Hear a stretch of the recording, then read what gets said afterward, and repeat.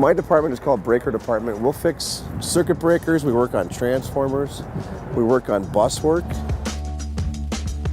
We go out and we determine which breakers are problems. So we pinpoint and we go out and we'll major the mechanism, rebuild it, and we'll fix anything wrong with the breaker that's currently going on and then move on to the next one.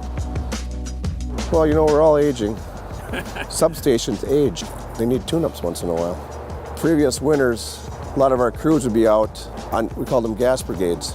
They'd spend a whole week with a truck full of gas just going around to the system and gassing up leakers, you know, which takes 4 or 5 guys off your crews from doing other work. And the majority of our leaks are we call them seepers, so they're really minute leaks. You got to constantly add gas, it just gets to be kind of hard to detect some of those leaks.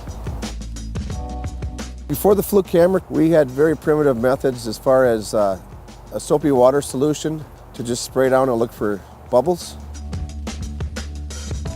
So after seeing that, and then when the Fluke product came over, very excited to see the different background that they had. That light colored, like a sandy look, I call it. The smoke it's as visible as a cigarette smoke out of the piece of machinery. It's easy to see.